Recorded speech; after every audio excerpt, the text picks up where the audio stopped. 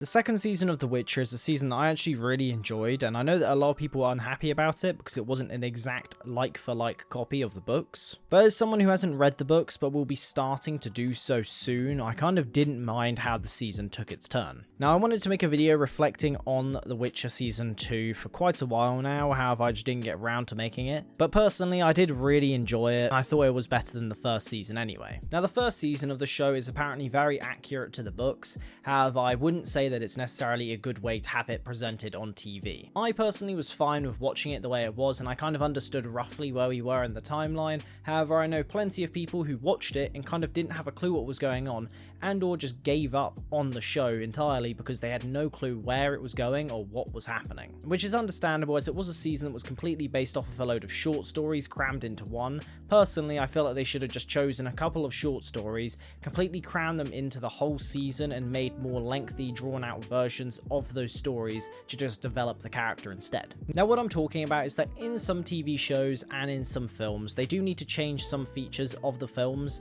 and shows to make them more appealing to those audiences. But also, it's because some things that work in books just don't work on TV. With Season 2, I'm very aware that they did change many different things. However, I think it was generally a better show than the first season was, because the first season was basically playing out how the books were to be very fan friendly, to get them all on board. Instead of making a show that really was fully comprehensive to a story and the background and the lore of The Witcher, and giving you the necessary information of the characters in the world that you were about to spend the next 13 hours living within, in a way that isn't so hard for people to follow along with, and in a way that actually gives you a decent amount of detail and not necessarily changing too much of the story, which is something that I do think they tried to do in the first half of Season 2, however they kind of started trailing off into their own sort of storyline in the second season. So why does this matter? Well, because Netflix chose to make the first season of the show as accurate as they could to the books without making it too much of a literal like-for-like exchange. And then by the time the second season came around, they did many different things that even people like Henry Cavill, who plays Geralt, were unhappy with. Henry Cavill has openly now said how he is unhappy with how the show is kind of treating the source material, and even unhappy with kind of the stance that it was taking in the second season. But overall, he's just happy to play Geralt of Rivia as a whole.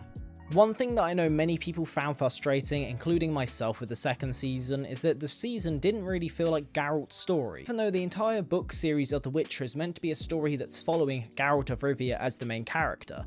Yes, Ciri may be a big part of that, but he literally just felt like a side character along for the ride in this season. However, I can also see why they decided to do this, mainly because in comparison to, let's say, a game or book, it's kind of hard to have a character be followed the entire way through without it becoming stale and boring, so they had to swap it up with allowing you to follow characters like Ciri as well as Yennefer, especially in a world though that is trying to set up really a massive universe for a TV show. It's trying to be the next Game of Thrones, everyone knows it, but nobody can really say that they aren't doing the right thing to get there, as personally I did like things like Nightmare of the Wolf, and I hope that we see more of the Witcher universe, but honestly I kind of hope that we get a bit more of a Geralt side to it in the third season. But we need to see more of Geralt, and really more of his character that's actually having moments that are more backstory related and have a level of warmth to them. However, the main area that people got really upset over was the fact that Eskel died in the opening first few episodes, which I can understand why. This completely enraged some people to the point where they've openly said they're never going to watch the series anymore because they've gone so far out of what the books say and what the games say. But he died in the show mainly because the show writer claimed that they needed a Witcher to die at the beginning moments to kind of give a level of impact, and they knew that he was a character that people knew of, but didn't really have a massive impact in the overarching story, which they knew they could kill him off without it being something that people would necessarily care too much about. However, they were a little bit off on that statement, which for me made no sense at all, mainly because of one reason, and that is the fact that there were so many different Witchers in this show that it was ridiculous. If you've watched Nightmare of the Wolf, which is meant to be within canon and meant to be the idea of what's kind of before the Witcher show, you see that there is only 5 Witchers remaining. But in this, there's like 13 of them. Why is there so many? So if you've got all of these characters, you should have just spent the first half of the season really trying to grill into fans' ideas of going, ah, yes, I really like this Witcher. Yes, we've never met him before, but he's a really cool character. Or something along those lines of actually bringing something to life that was actually more valid than just killing off a character that's already loved by many fans. They could have spent that first half of the episode making you actually enjoy it and really like a character that you wanted to see more of, and then turns out he's got this issue and they have to kill him.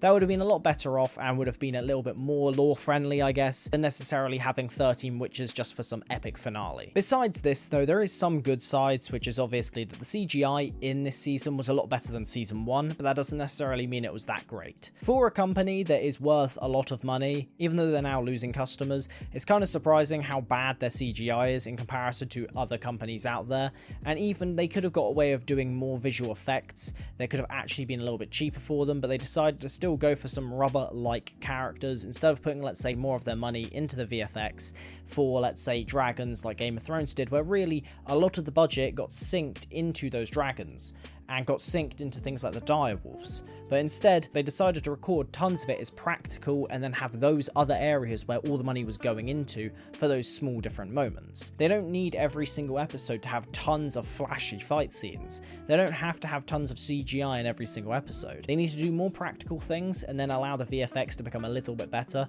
to not be as jarring, but honestly, at least it was better in this season. Besides those things though, I do think that the finale was quite decent, even though the VFX weren't necessarily out of this world, but I thought they were good enough to at least keep people watching. The future of this show really is fundamentally down to two main things: Season 3 and extras such as Nightmare of the Wolf. Now, Season 3 is one of those things that honestly could be a make or break for the show, which yes, I know they have got more seasons in the works anyway, but personally I do think that they really need to nail Season 3 to make the fans happy, or at least make the fans who are liking the new version of The Witcher happy as well. And because of this, really, if they don't do that, they could see the case that Witcher Season 4 may not be a thing. We need more things as well, like Nightmare of the Wolf, as that was a film that was actually really good, and I really enjoyed it. I hope we get more things like that in the future, and that follow more of that lore-friendly side of it. With that being said, I hope you guys enjoyed this video. If you want to see more videos about, let's say, TV shows or films, let me know in the comment section down below.